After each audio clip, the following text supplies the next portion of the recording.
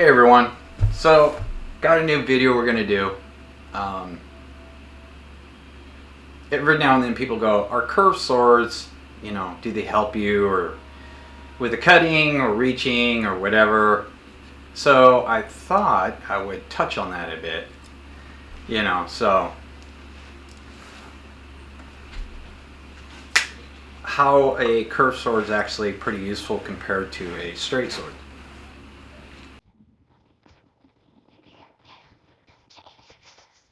So, we'll get into it in a moment. Hey. What the hell? Little kid fucking water voice. What the hell?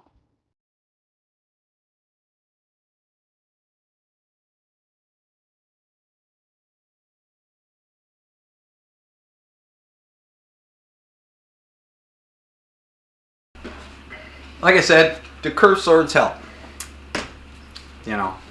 Now, granted, the katana has got slight curve to it. It's not much.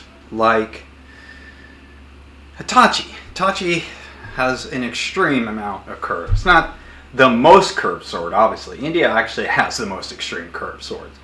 But people always say the curve doesn't help you assist with cutting. I disagree. Because like I said in previous videos, when you're cutting, you're creating an arch as you're doing it. So obviously if you have something that's even slightly curved like the Uchi Katana, like this, it is going to assist you a bit. But as you can see, we have Mr. Skeleton here who's going to help us out. Now, unfortunately, Mr. Skeleton will not hold a sword. So we're going to have to improvise, for sure. So let me get this other sword. Okay. So this is where a curved sword can come in handy. So let's say I got to kind of hold this. An opponent is going to strike at you like this. And of course you don't want to block at the edge. So if you block like this, you still have this curve. You can pull this down, your opponent's blade down, and then come in and kind of get him. Another thing that you can do is you can literally, if the opponent's coming here, you can block and still kind of get your opponent with the tip of the sword. It's just going to ride right across it. So having a curved sword actually can give you the advantage. The only problem with it is you don't have much of a reach. Okay. Now if you're using an Adachi, you could, but the problem is you might lose some leverage. Because, I mean, it's like some are 45, the blades, some of them 45 inches long. So trying to keep force on that to enable to do it, I mean, you would have to be kind of quick. Now, even with a curved sword like this, a regular, it's about 3/4 sorry to it, you could still do that. So let me get something else here.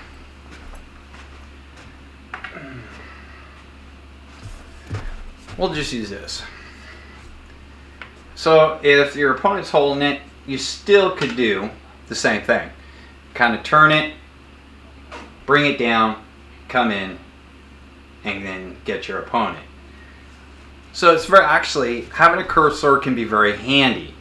Like I said, most curved swords, though, aren't very long. Even though this is 27.5 inch long blade, it's not very long. Some European swords are longer. Another great advantage to a curved sword, not so much with something like this.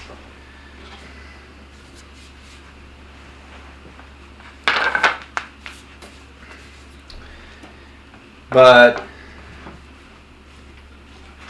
something more like along the lines of a Hitachi If your opponent had a shield, so let's say the shield is right here, okay, you could, because you know they're going to be using it to block, you could, let's say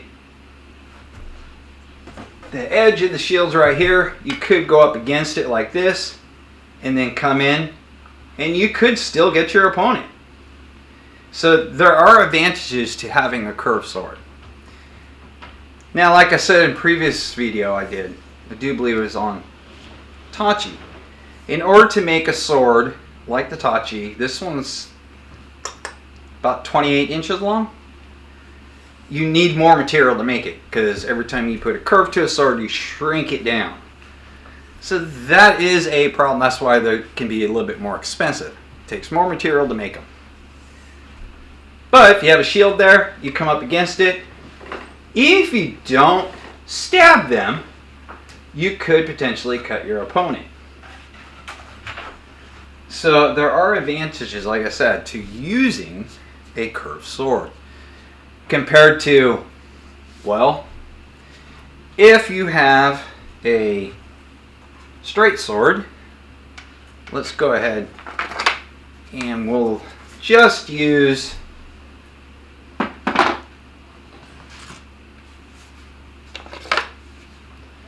this guy right here. So let's say, because I don't have a European straight sword, so let's say this is a straight sword. So you block, you could do this. Now, depending if it's a double edge, you may have to roll it, you may have to change it, you could come back. But if you wanted to come up and over, you really have to bring the blade up. So basically, in order to stab downward. Whereas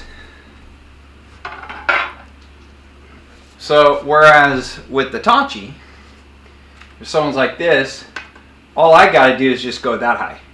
And I can just roll right down and stab my opponent. So, like I said, there's pros and cons to both. But having a curved sword can give you the upper hand, because you can get around your opponent more.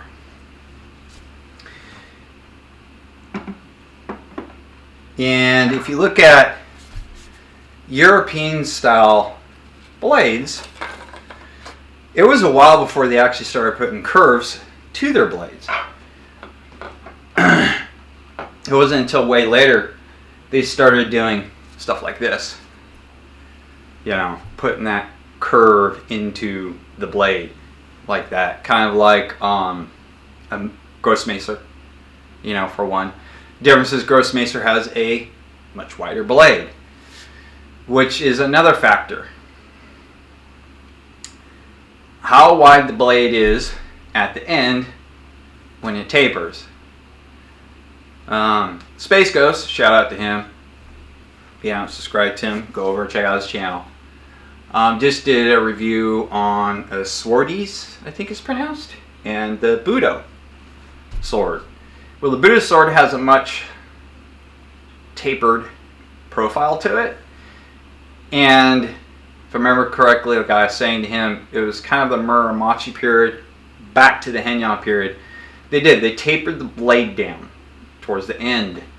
It wasn't until almost the Sengoku period where they started making the blade a little bit wider at the end. And the reason being is, if you have this wide blade right here, you know, up towards the end, it's a lot harder to get it into armor to stab your opponent. If you have a much tapered out end, it's a lot easier to get into the gaps to stab your opponent. So, just why European swords, double edge or not, they taper so much.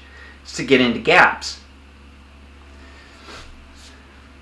But having this curve, like I said, can be such a benefit in a battle. Plus, you can swoop. You can swoop your opponent's blade away real easily with something like this, because you can hook it. And also, if you hook downward like this, my edge is right here, then I can just whip it up and, you know. So if my opponent is swinging here, I can smack it away real quick and then just come in for a strike. Because he has to bring that blade back now. So there are tons of different advantages to having a curved blade. And the best way to figure it out, what your advantages are to one, play with it. See what moves can work. You know, you could even literally hook an opponent with the back end, really, right on the neck. And then force them down if you had to. So you can do things like that. You could literally come up with the spine too underneath someone's armpit with it and hook them with it. You can hook their legs with the backside if you had to. You know, because if they're wearing armor, the best thing to do is get your opponent to the ground. Once they're on the ground, it's pretty much a done deal for your opponent. So you could use the back end to hook them and throw them down. So yeah, there's tons and tons of advantages to a curved blade. Especially like this. What's the disadvantages? They're not very long. Most curved blades with a good amount of curve, like this is a 1 1/4 inch, which there are greater ones that have a lot more curve to it. Like I said, in India, they do. They're not as long. 32, I think, is the max, maybe 34, because it's not going to be much strength out there. Okay? If you look at Nodachis and everything, they don't have an extreme curve to them. That is more like the katana, the curve to it. It's not as so extreme. And that's due because they're so far out there. But you do have an advantage with the reach. So, like I said, with curved blades, there's pros and cons. The best con for a curved blade is your capability of getting around, literally, objects and people. So you can just, because really, that's all it takes right there. That much is all it takes to really create a fatal wound on somebody. About 1.5, maybe 3 inches deep, and you can create a fatal wound if need be. But yeah, and this, since I've had this thing's a fun sword to cut with. It was a little weird at first to do because of the amount of curvature to it, but once you get used to it, it's actually really, really fun. That one's a little on the heavy side compared to this guy. And like I said, you could almost do the same thing with this. Not as much of a curve though. So for hooking, you know, people on the back legs, where it's going to be a little bit more difficult because it doesn't have as much of a curve. You could still hook somebody with the back end, throw them on the ground. You could hook them underneath the armpit, but you can't. With a curve sword, the more you go in, you can lock them into that, so you can throw them. Whereas this, you can, because of that curve. Like I said, this one has only got a 3/4 inch curve to it. That's it. So you could do it, but you're gonna have to put a little bit more oomph into it. But yeah, curved swords. They assist you in a lot of ways that a straight sword cannot. I'm not saying straight swords are not good. It's just each one has pros, each one has cons. A lot of straight swords, European swords, are longer. Yes. Some are just regular arm length like the katana. But they all have that distal taper where they could really stab. Because that was their main goal for the longest time, is just stabbing people. Not so much cutting. Whereas the Uchi katana and the Tachi are made for cutting. Cutting and slashing. That's what they're meant for. So, Yeah. That's all I have for you guys. Don't forget to like, comment, and subscribe. Well, I guess this is my life now. Take it easy, guys.